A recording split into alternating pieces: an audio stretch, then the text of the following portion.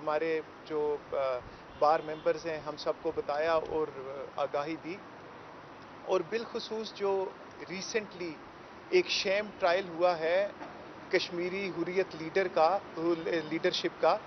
जिनको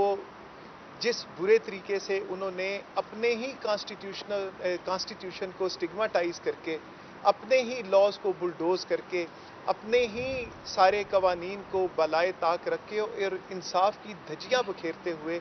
जिस तरीके से उन्होंने इनको सज़ाएं दी हैं, दैट इज़ हाईली कंडेमनेबल। जो इंडिया है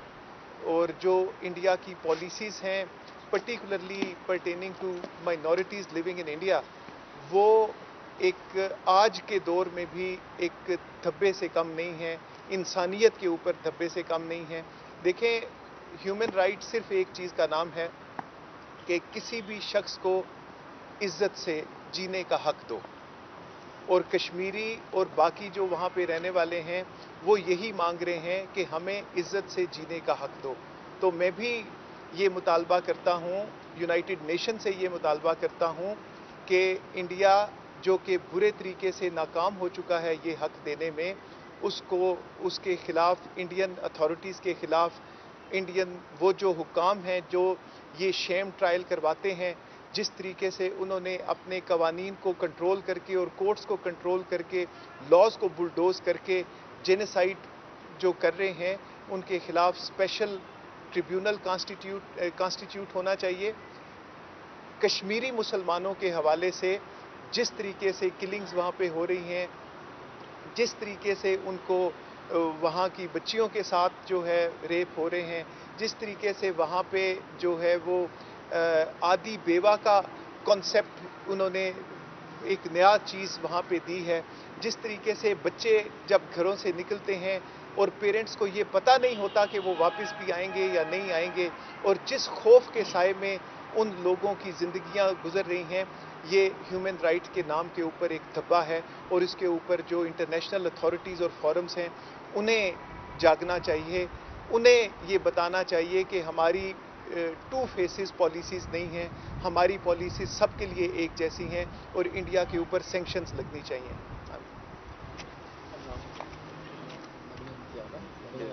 जी बिस्मिल्लाहिर्रहमानिर्रहीम। मैं बहुत ही शुक्रगुज़ार हूँ इस्लामाबाद बार काउंसिल की, इनकी सारी जो फैकल्टी है, ख़ास तौर पे रिजवान अब्बासी साहब, अलीम ख़ान साहब और जितने भी यहाँ पे रिस्पेक्टेबल लॉयर्स हैं, क्योंकि असल तो हमारा जो मुकदमा है, बेशक आज इंटरनेशनल ह्यूमन राइट्स डे है, मगर कश्मीरी जो है उनका सिर्फ एक ही कसूर है कि वो इस दुनिया में पैदा होकर इंसान बनकर आए, और इंसान बनना ही उनके लिए सबसे बड़ा क्राइम बन गया जब उनके ऊपर इतनी बड़ी 70 साल से ऊपर एक 8 से 9 लाख तक दहशतगर्द आर्मी हिंदुस्तान की इम्पोज कर दी गई। उसके बाद से लेकर अब तक हमने सिर्फ और सिर्फ बॉडी बैग्स ही रिसीव किए हैं कश्मीरियों के, उसके अलावा दुनिया से हमें इंसाफ नहीं मिला। तो आज मेरा जो यहाँ पे भी अपील थी, और सारे पाकिस्तान की जो लॉयर्स फैकल्टी है, कम्युनिटी है, टॉप लॉयर से लेके जो जूनियर्स भी हैं, सब के दिलों के अंदर सारी कौम जो है पाकिस्तान की कश्मीरियों के साथ है। मगर आज मैं दुनिया को भी यही मैसेज देना चाहती हूँ कि क्या आप जालिम के साथ खड़े हुए हैं या मजलूम के साथ। आज के दिन,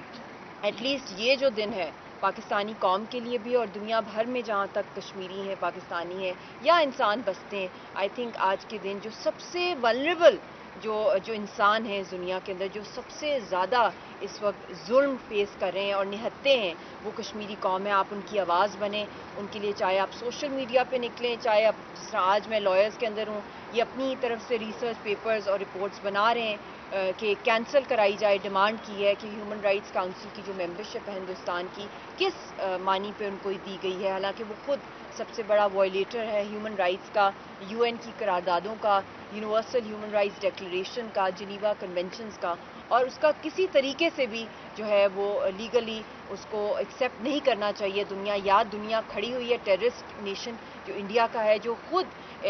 दुनिया के अंदर सबसे ज़्यादा टेररिज्म फैला रहा है, ख़ास तौर पे कौम की नस्ल कुशी की जा रही है। हमारी सारी लीडरशिप इस वक्त जेलों के अंदर है, उनको जहर दिया जा रहा है, उनको मारा पीटा जा रहा है, उनके खिलाफ ब्लैक जो हैं केसेस किए जा रहे हैं, झूठे मुकदमे फ्रॉडुलेंट केसेस के थ्रू उनको फांसी चढ़ाया जा रहा है। गिलानी साहब को हम खो गए, अशरफ सहराई साहब को जहर दे दिया गया, यासीन साहब डेथ सेल के अंदर हैं।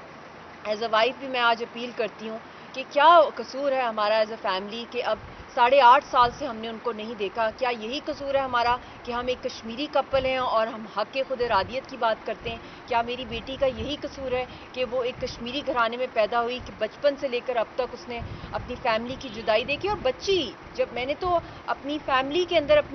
جب یہ 2 سال کی تھی تب ہندوستان کی آرمی نے جس طریقے سے میری بیٹی کو ٹارچر کیا جب ہندوستان کی جیلوں میں ہم جاتے تھے، اس وقت جتنی میں ہیلپ لیس تھی جب میری بیٹی کے پیمپرز پھاڑے جا رہے تھے اور اس کو بال کھینچے جا رہے تھے، تو تب اس وقت مجھے اندازہ ہوا کہ ایک انسان کتنا بے بس ہو سکتا ہے. ایک اولاد آپ کے سامنے ہے اور کہتے ہیں نا کہ ریپ جو ہوتا ہے یا ہراسمنٹ ہوتی ہے وہ کلوز ڈورز میں ہوتی ہے، مگر واحد یہ خطہ ہے پوری دنیا کے اندر جہاں rape as a weapon of war openly ہو رہا ہے، سیکشل ہراسمنٹ اوپنلی ہو رہی ہے، پیلیٹ ویپنز جو گنز جو ہیں بینڈ ہیں، جو اینیملز کے اوپر وہ کھلے عام جو ہے اس کا ٹریڈ بھی کیا جا رہا ہے انڈیا کے ساتھ. بہت سے ممالک جو کر رہے ہیں، جو بیچ رہے ہیں ایسے ویپنز ان کو، اور وہ کھلے عام یوز کیے جا رہے ہیں کشمیریوں پہ. جانوروں کا بھی رائٹس ہیں انڈیا کے اندر، مگر انسانوں کے خاص طور پہ کشمیریوں کے کوئی رائٹس. یہ دہشت گردی اب اتنی پھیل گئی ہے RSS کی کہ اب یہ HSS کی صورت میں پوری دنیا کے اندر یہ پھیلا رہے ہیں. اور خود